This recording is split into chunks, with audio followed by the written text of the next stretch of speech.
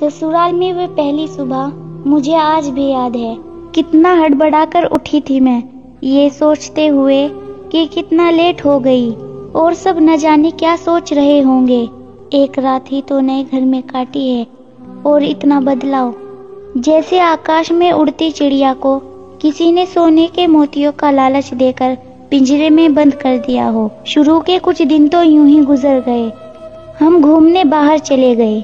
जब वापस आए तो सासू माँ की आंखों में खुशी तो थी, लेकिन वे बस अपने बेटे के लिए। मैंने सोचा शायद नया नया रिश्ता है, एक दूसरे को समझने में देर लगेगी, लेकिन समय ने जल्द ही एहसास करा दिया कि मैं यहाँ बहू हूँ, जैसे चाहूँ वैसे नहीं कर सकती।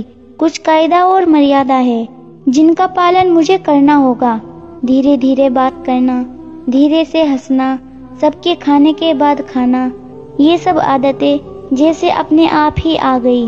घर में माँ से फोन पर कभी कभी ही बात होती थी। धीरे धीरे पीहर की याद सताने लगी।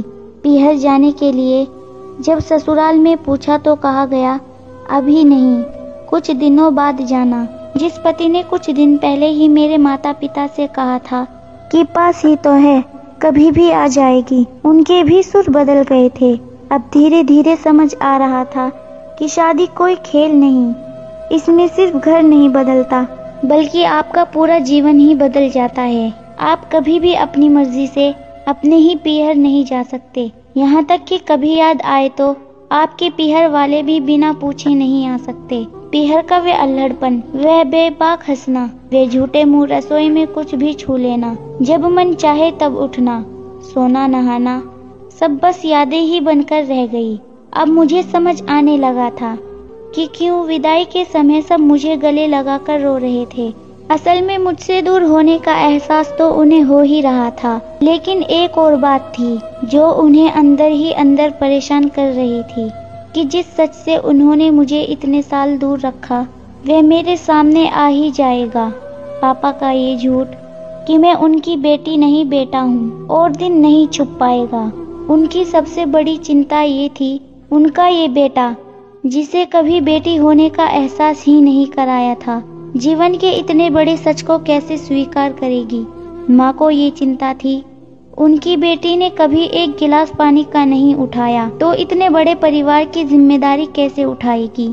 इसीलिए सभी मेरी विदाई पर खूब रो रहे थे और आज मुझे समझ आया उनका रोना गलत नहीं था।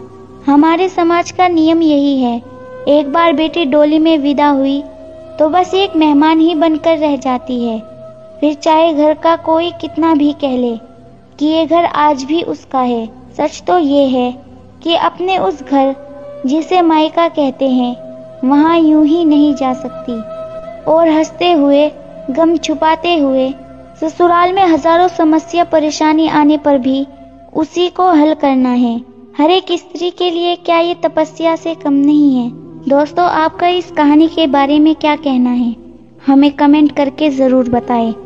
वीडियो को लाइक कर दीजिए और इसी तरह की कहानियाँ देखने और सुनने के लिए हमारे चैनल को सब्सक्राइब करके और घंटी दबाकर ऑल पर सेट कर लीजिए ताकि आने वाले वीडियो का नोटिफिकेशन आपके पास तुरंत पहुँचे।